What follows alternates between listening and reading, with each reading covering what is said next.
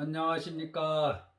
날이 다시 추워졌다 따뜻해지고 다시 추워지는 일상이 반복됩니다.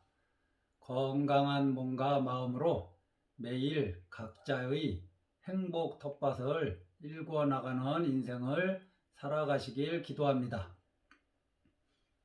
불자님들 재택기도 잘하고 계시죠?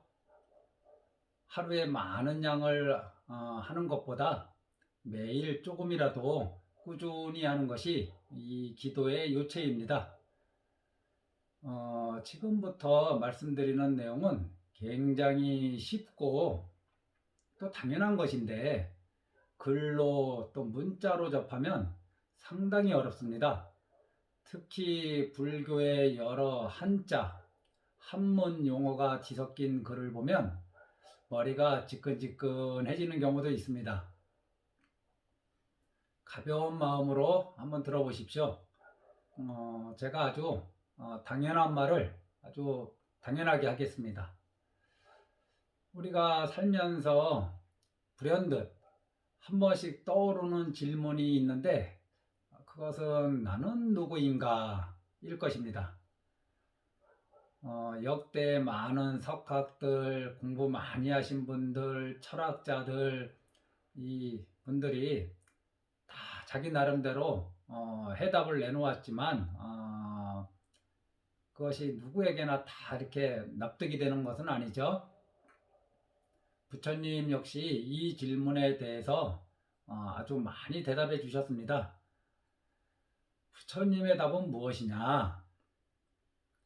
나는 오온이다. 이것입니다. 그러면 이 대답을 듣고 나의 실체가 오온이구나 이렇게 생각하시면 안 됩니다. 인연 따라 조건 따라 생겼다가 사라지는 것이 아니라 원래부터 있었던 나, 이런 나는 없다는 것을 말씀하시려고 오온을 말씀하신 것입니다. 내가 지금은 조금 힘들고 또 어려운 처지에서 마음도 자주 바뀌고 좀 변덕도 부리고 심술도 부리고 그렇지만 본래 그렇지 않은 내가 있지 않겠나 이렇게 생각하고 또 나를 찾는 여행 이런 말도 많이 들어보셨을 겁니다. 이게 부처님 가르침하고는 아주 상반되는 길입니다. 나는 몸과 마음으로 이루어져 있죠. 이거는 이제 제가 그냥 평범하게 얘기하는 겁니다. 불교에서는 몸을 우리가 색깔 뭐 이럴 때 쓰는 색, 그리고 마음은 다들 아시다시피 마음심 이렇게 써서 색심이라고 합니다. 두 글자로. 이 몸은 깊은 잠에 빠졌거나 또는 기절했거나 또는 뭐 수술 같은 경우 전신마취 이런 것을 했을 경우를 제외하고 우리가 언제든 느낄 수 있죠. 그런데 이 마음은 그렇지 않습니다.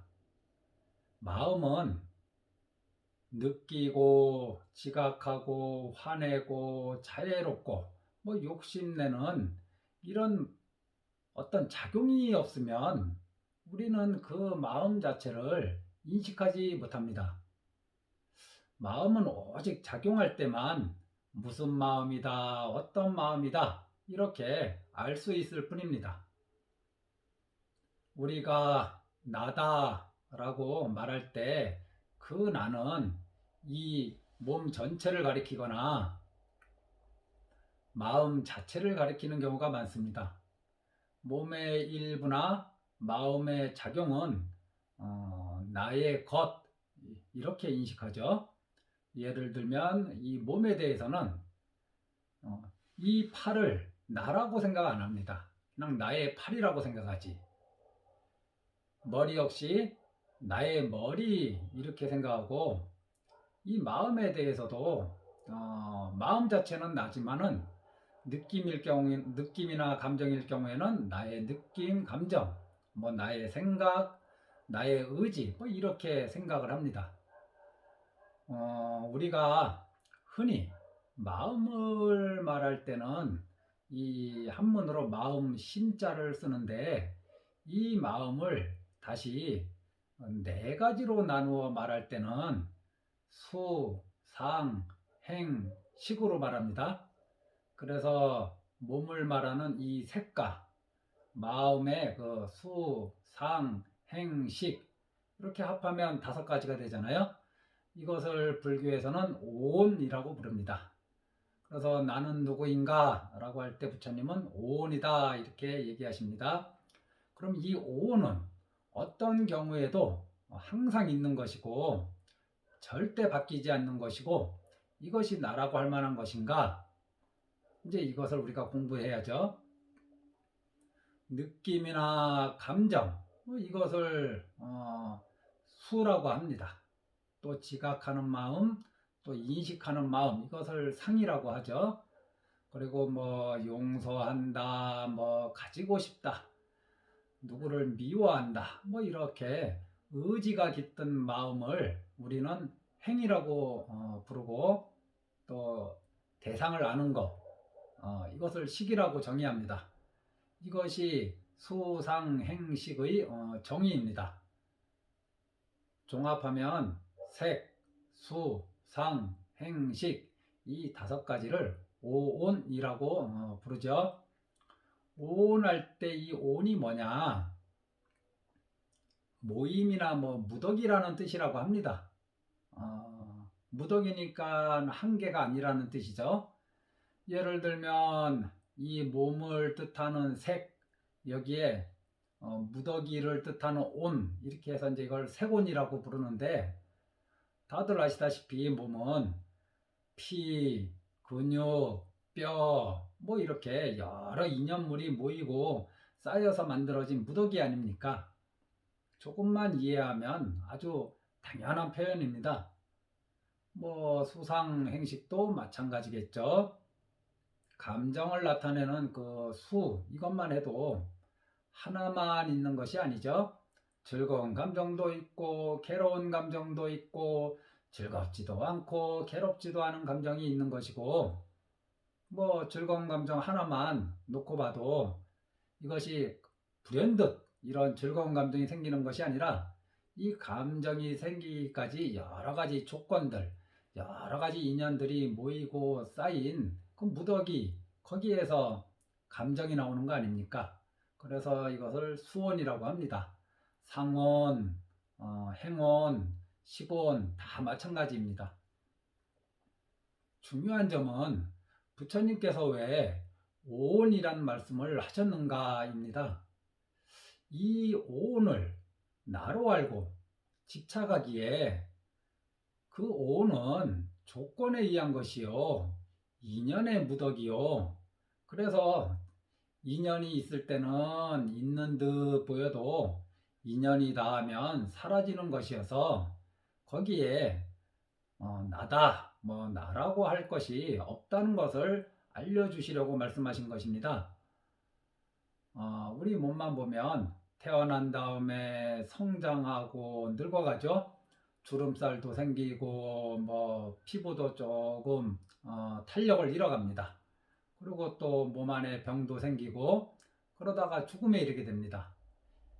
이 죽고 나면 화장하거나 뭐 그대로 매장하는데 거기에 나라고 할 만한 것이 무엇이 있겠는가? 내가 평생 믿고 의지했던 이 몸, 근심하고 걱정했던 이 몸, 이것은 결국 내가 아니었던 거죠. 이것을 미리 안다면 좀 덜 집착하고 좀 덜 걱정하고 좀 자유롭게 살지 않겠나요? 이 몸도 감정도 생각도 의지가 담긴 이 마음도 다 인연의 무덕이요.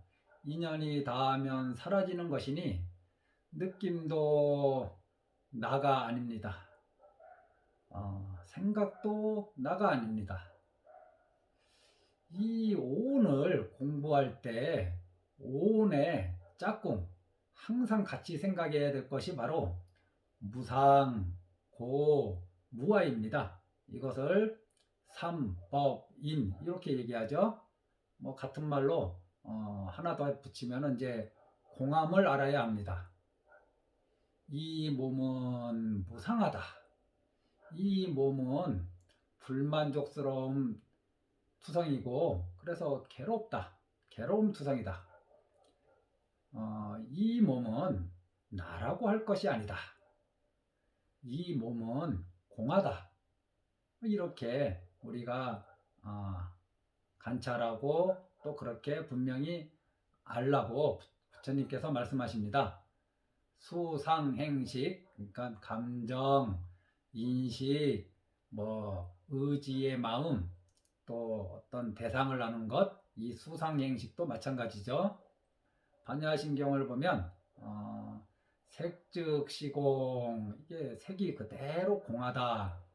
그러니까 몸이 그대로 공하다 이거죠. 몸이 그대로 무아이다.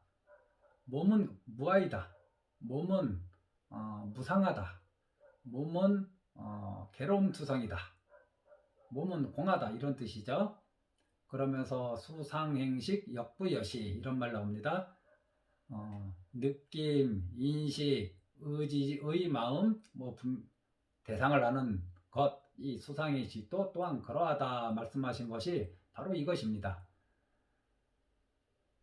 우리가 즐겁다는 느낌이란, 즐겁다는 감정이란 그 대상이 사라질 때 마음이 아프죠.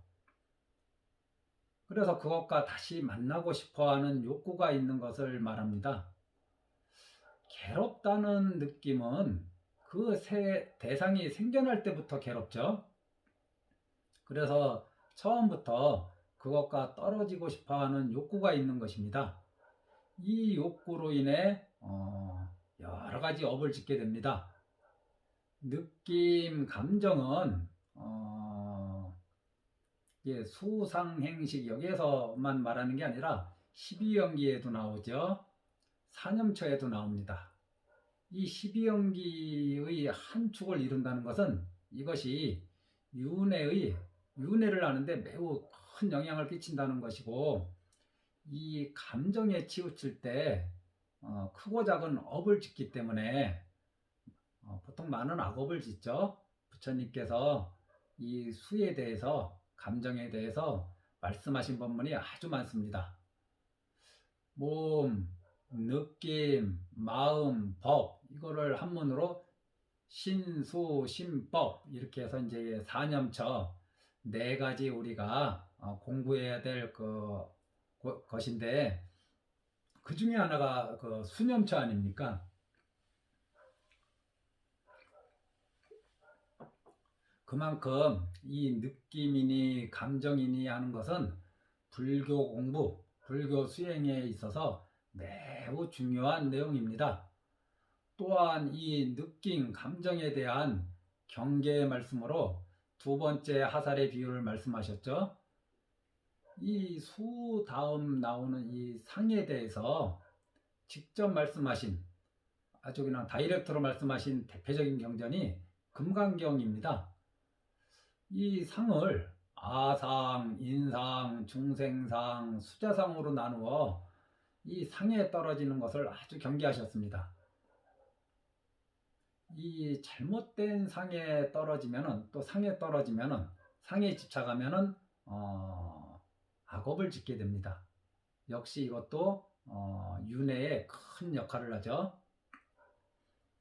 행에 대해서는 이때 행은 어떤 행동을 얘기하는 게 아니라 마음의 작용 가운데 의지가 깃든 것을 다 행이라고 합니다. 이 행에 대해서는 모든 경전에서 사실 말씀하셨습니다. 가지고 싶어하는 마음, 막 누구에게 화내려고 하는 마음, 참회하는 마음, 용서하려는 마음, 누구한테 베풀려고 하는 마음, 깨끗하게 살고 싶어하는 마음, 여기에는 전부 다 의지가 담겨 있잖아요. 이렇게 의지가 담긴 마음작용을 행이라고 하고 온을 붙여서 행온이라고 합니다. 참고로 이 온을 공부하다 보면 유의법, 있을유, 할위 해서 유의법이란 그 생소한 용어가 항상 따라 나오는데, 유의법이란 무엇이냐? 조건에 의해서 생겨난 것으로 이것은 변화하고 부서지고 결국 사라지는 모든 것, 사라지는 것을 유의법이라고 합니다. 열반은 유의법이 아니고 무의법이죠. 열반을 제외한 모든 것, 우리가 이식하는 모든 것은 다 유의법이라고 보시면 됩니다. 깨달음을 제외하고 열반을 제외하고는 다 유의법이다. 그래서 이런 것들은 이 몸도 태어났다가 늙고 병들고 죽으면서 이 몸은 사라지는 거 아닙니까? 이 유의법입니다. 그래서 이 오는 유의법으로서 무상하고, 이 무상하기에 불만족스러운 거죠. 그러면서 또 무아입니다. 무아는 공하다는 뜻입니다. 그러니 거기에 집착할 이유가 없다고 부처님께서 말씀하신 것입니다. 이것이 오온설법의 아주 주된 목적입니다. 또 참고하실 것은 재행무상, 이런 말 들어보셨죠? 인생이 무상하다, 재행이 무상하다, 이럴 때 이 재행, 이럴 때 이 재행은 이 유의법과 똑같은 말입니다. 그래서 앞으로 법문을 듣거나 글을 보실 때 무의법은 깨달음, 열반세계를 얘기하고, 그 외에 모든 것, 우리가 생각하는 모든 것, 우리 눈에 보이는 모든 것, 우리 귀에 들리는 모든 것, 우리 몸으로 촉감을 느끼는 모든 것, 이 모든 것은 다 유의법이다, 이렇게 생각하시면 됩니다. 그래서 유의법이니 재행이니 제법이니 이런 거 얘기할 때는 이것이 전부 다 생겼다가 부서지고 바뀌고 사라지는 것들을 말한다, 이렇게 이해하시면 됩니다. 금강경 좋아하시죠? 금강경 그 사국의 그 마지막 사국의 가운데 이런 게 있죠. 일체 유의법 여몽 한포영 여로영여전 응작여시간, 이것이 무슨 뜻이냐? 모든 유의법은, 그러니까 조건에 의해서 생겼다가 부서지고 사라지는 것, 이걸 유의법이라고 했잖아요. 모든 유의법은 마치 다 사라지고 나서 보면은 꿈과 같고 헛개비와 같고 물거품과 같고 그림자 같고 또 이슬 같고 여로영야전 번개와 같으니 반드시 응작여시간, 이렇게 관찰하라, 이런 뜻이죠. 오온 역시 유의법이기에 내 몸이다, 내 감정이다, 내 생각이다, 내 의지의 마음이다, 내가 아는 것이다, 이런 것들을 실체가 있는 것처럼 여기지 말고, 이 모든 것, 이 감정조차 내 생각하는 거, 이런 것이 마치 꿈과 헛개비, 물거품, 그림자, 이슬, 또 여러 번개와 같이 조건에 따라 생겼다가 사라지는 것으로 이렇게 관찰하면서 그 집착에서 멀어지고 애착에서 멀어지는 그런 삶을 사시면 좋죠. 오늘은 여기서 영상을 마칩니다. 아마 다음 영상은 이 오온에 대해서 좀 더 자세하게 하나하나 이렇게 말씀드리는 내용이 될 것 같습니다. 모두 건강하시고 행복하십시오. 아미타불.